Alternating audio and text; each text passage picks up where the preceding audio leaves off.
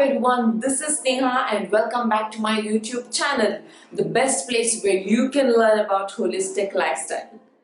Today we will be talking about the 5 mistakes that we all have been doing which is detrimental to our health. But before we jump right into it, if you want to learn more about improving your sleep quality, I have made a video here. You can click on it and get access to the video. Okay, coming back to our topic.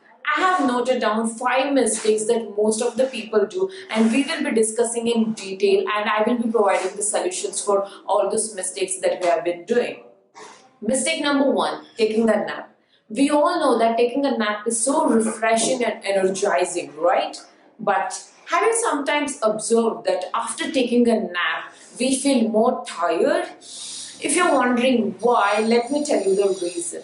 First of all, taking a nap is the biggest mistake that we all do. Taking a nap is definitely not suggested until and unless you're sick or you're just too tired. Especially people suffering from insomnia problems.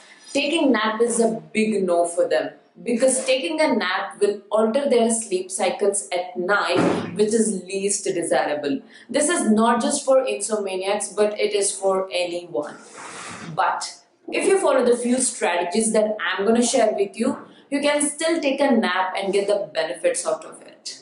The thumb rule is do not take a nap beyond 15 to 20 minutes. And that's because if you're sleeping for lesser than 20 minutes, you will be in the initial stages of the sleep, which is awake stage. And waking up from the awake stage is a lot easier compared to the later stages, which is deep stage. As you move beyond 20 minutes, you will be in the deepest stages of the sleep, and waking up from the deep stages will be a lot harder. Even if you wake up, you will be feeling groggy. Also, our ancient science Ayurveda has few suggestions on taking a nap.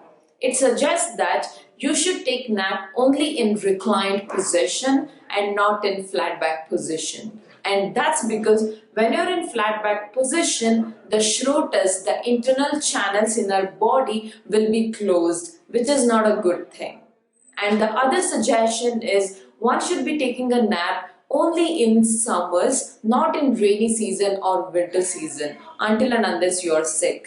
And that is because we will be exhausted from the excessive heat in the summer, and that's not the case in other seasons.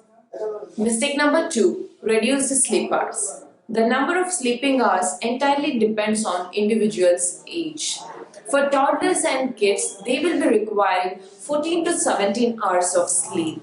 And for teenagers, it could be somewhere between 10 to 12 hours. And for adults, it will be somewhere between 6 to 8 hours. And for elderly people, it will be lesser than 6 hours. But if you're thinking how the idea of sleeping for 8 hours is so popular, here is the explanation. Our research suggests that one should be completing 5 cycles of sleep every night.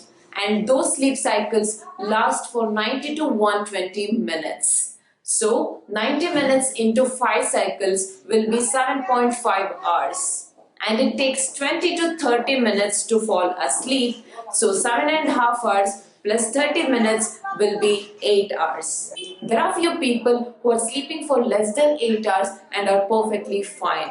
And that's because either they are genetically benefited or habitual. Few people would have done lifestyle modifications like eating well or reducing their stress levels by indulging in mindful practices like yoga, meditation, etc.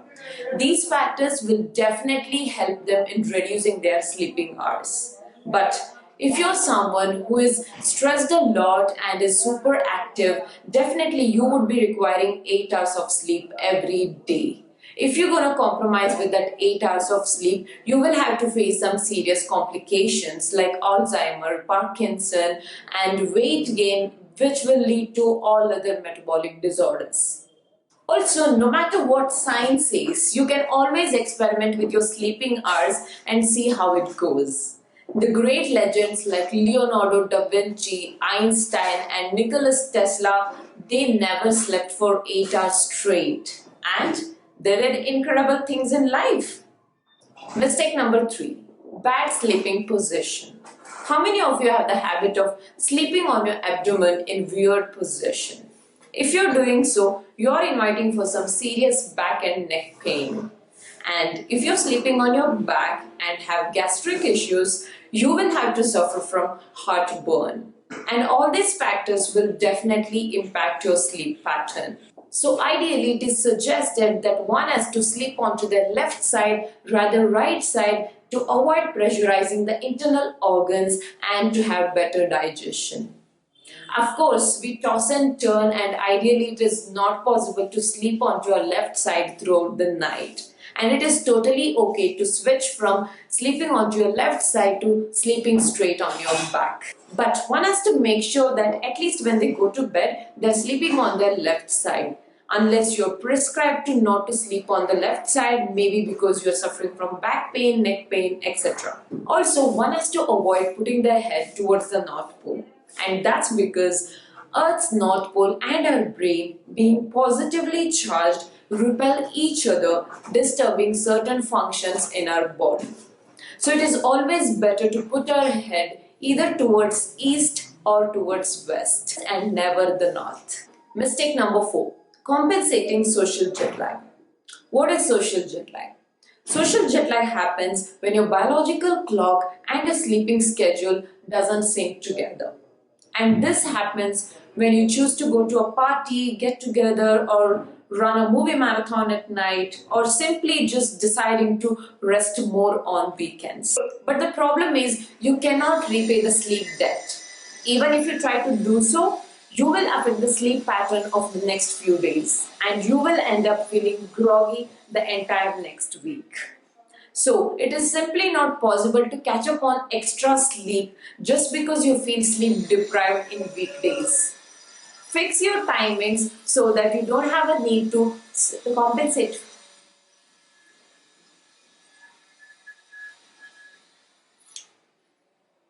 But the problem is you cannot repay the sleep debt.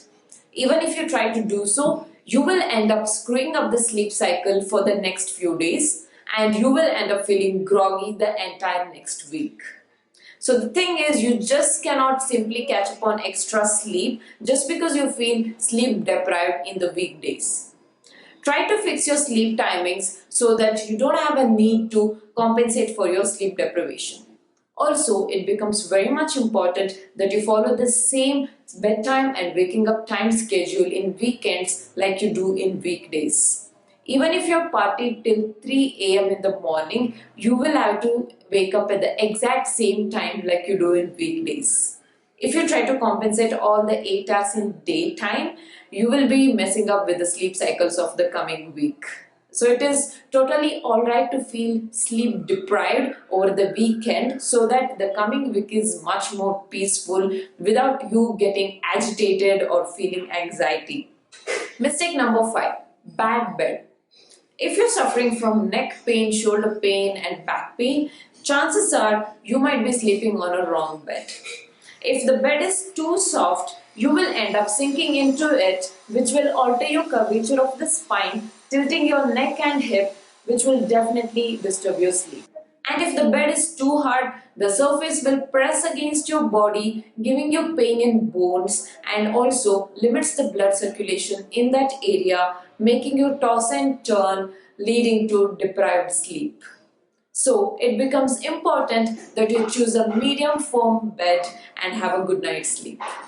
Hope you guys found this video valuable and it helps you avoid the sleep mistakes that you have been doing. Do check out my other videos here which are so informative. Thank you for watching guys, and I will see you in my next video. Namaste.